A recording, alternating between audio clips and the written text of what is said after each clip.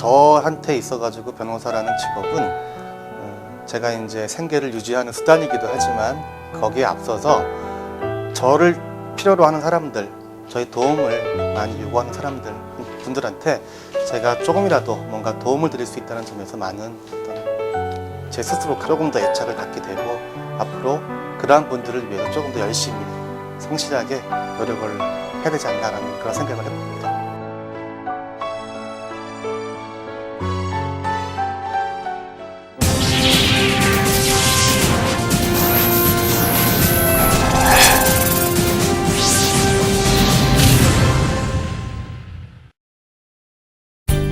전문 변호사를 만나다의 리포터 박민정입니다. 빚은 한번 어긋나기 시작하면 눈덩이처럼 부풀기 쉬운데요. 경제적 죽음이라 불리우는 빚. 우리 주변에는 이 때문에 생활의 모든 것을 포기하고 살아가는 사람들이 생각보다 많습니다. 인천에 위치한 법무법인 둘로스의 박형진 변호사를 만나서 개인 및 법인 등의 파산 회생에 대한 도움 말씀 들어봅니다.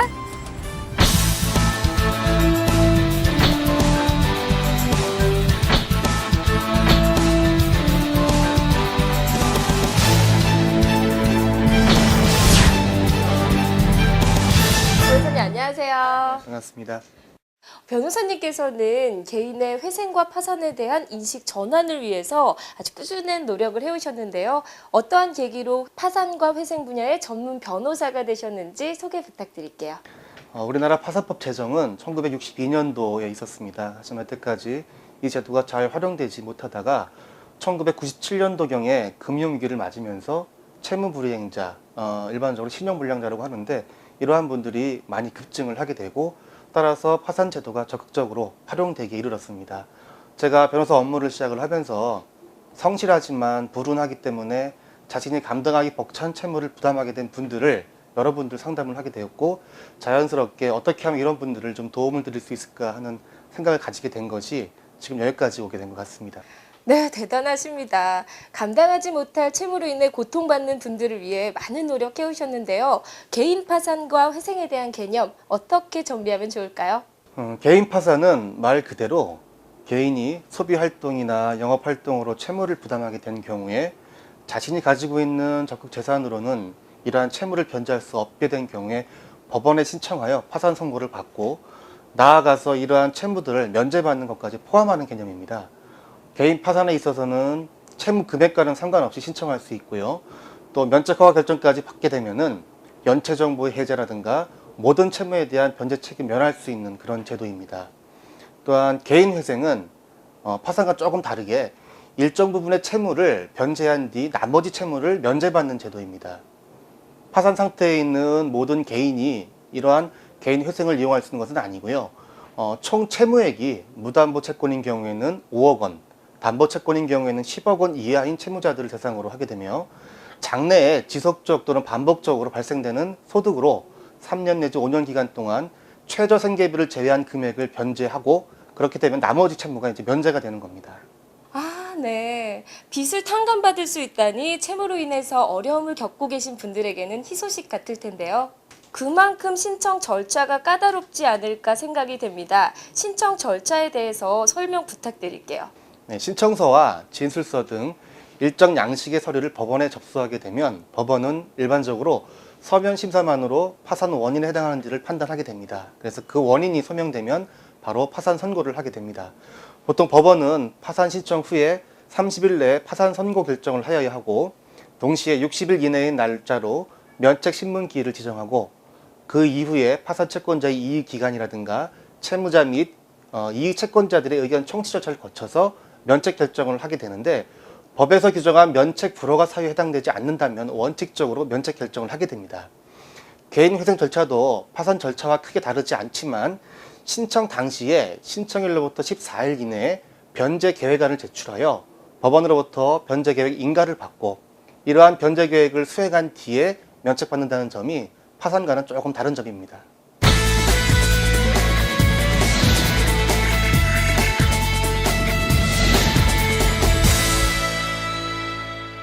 변호사님께서는 여러 변호사님들과 함께 인천 파산회생 전문 상담실도 운영하고 계십니다. 다양한 상담과 문의가 이뤄졌을 듯한데요. 그렇다면 기억에 남는 사례나 뿌듯했던 사례 혹시 있으신가요? 그동안 여러 사건을 처리해 오면서 많은 사건들이 기억에 남습니다. 다만 최근에 있었던 어떤 그런 사안인데요. 조그만 화물차를 가지고서 이제 여러 곳을 다니시면서 과일이나 채소 등을 팔아서 생계를 유지하던 그런 분이 있었습니다. 근데 이분이 그 교통사고를 당하셔가지고 병원에서 약 6개월을 입원을 하게 됐고, 그러니까 병원비하고 뭐 초등학생 2명이 있었는데 교육비, 생활비 등으로 생활하기 위해 가지고서 여러 가지 그 대출을 받게 됐습니다. 그래서 나중에 이러한 채무들을 연체가 돼서 갚지 못하게 되어 가지고서 그러한 채권자들에 의해서 가재도구라든가 그다음에 살고 있는 집의 임차 보증금까지 압류당하게 되는 그런 어떤 사실이 있었습니다. 이분이 저희 사무실에서 오셔가지고 저희 상담 후에 파산 면책 신청을 하게 됐고, 그 이후 가재도구라든가 임차 보증금 등은 면제 재산으로서 보장을 받게 됐습니다. 또한 그 나머지 채무들도 면제받게 되고, 그래서 그 이후에 정상적으로 그 생활을 유지하고 생계를 유지하게 된 어떤 사안이 있었습니다. 근데 이분이 지금까지도 최근에 이제 저희 사무실 근처에 이제 오시게 되면은 저희 사무실에 들르셔가지고 고맙다고 감사하다고 하시는 말씀을 아직까지도 하고 계시거든요. 참 수많은 사건들을 처리하면서 그 단순히 업무 처리 일환으로 생각을 많이 했었는데, 뭐 이러한 분들 때문에 더욱더 이러한 어떤 업무적으로 애착을 갖게 되는 것 같습니다. 네, 파산 면책 제도가 가뭄의 빗줄기처럼 느껴졌을 것 같습니다. 반면 최근에는 불법 브로커들의 감언이설에 속아 면책 허가를 받지 못하게 되는 경우도 있다고 합니다. 어떻게 하면 불법 브로커로 인한 피해를 줄일 수 있을까요? 이러한 문제는 일단 두 가지 점에서 말씀을 드리고 싶습니다. 우선 선량한 사람들에게 접근을 해서 그 사람이 감당하기 어려운 다액의 채무를 대출받게 알선을 합니다.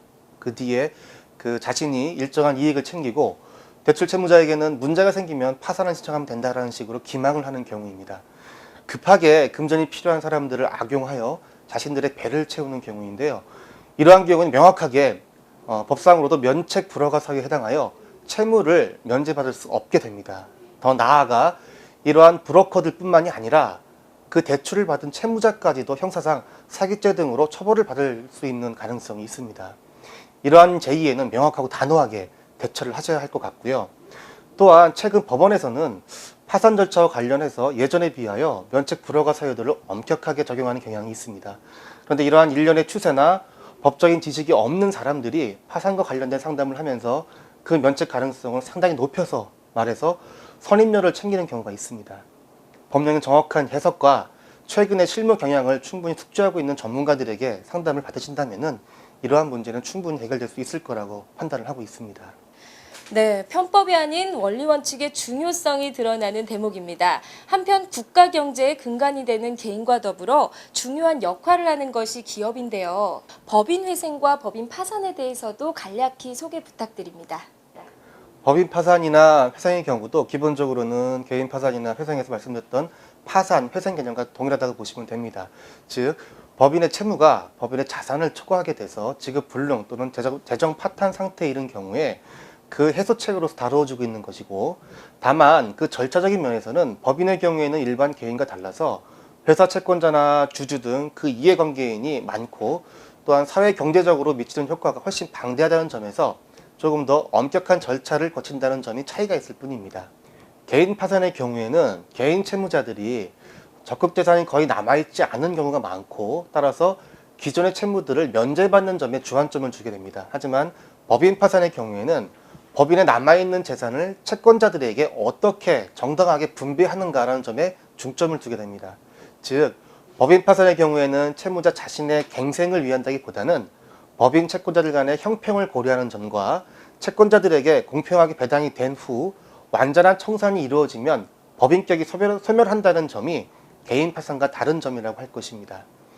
법인 회생은 기업이 재정적인 파탄 상태에 있다고 하더라도 기업을 존속시킬 때의 가치가 기업을 청산할 때보다 훨씬 크다고 인정될 때 고려할 수 있는 그런 제도입니다.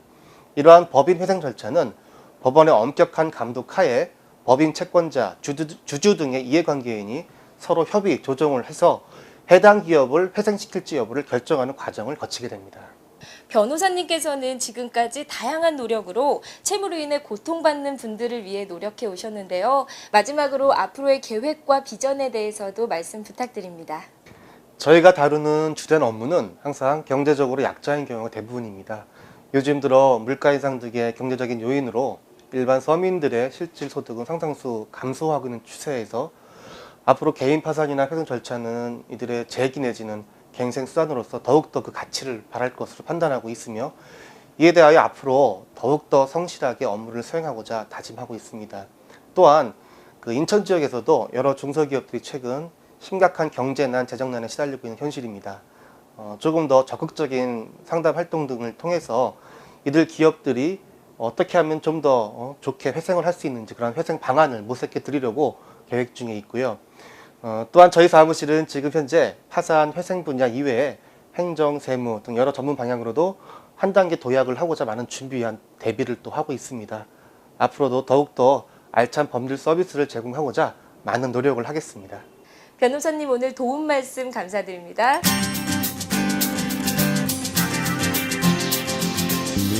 삶의 끝이 아니라 새로운 시작을 돕는 파산과 회생. 안이한 도피처로 생각할 것이 아니라 긍정적인 새 출발을 다짐하는 결심이 되어야 할 텐데요. 오늘 만나본 박형진 변호사님께서는 더욱 적극적인 상담 활동으로 회생 반환 모색에 앞장설 것이라 밝히셨습니다. 끝이라 느껴질 때 절망하거나 좌절하지 말고 박형진 변호사님이 내미는 도움의 손길을 잡아보는 것은 어떨까요? 저는 지금까지 리포터 박민정이었습니다.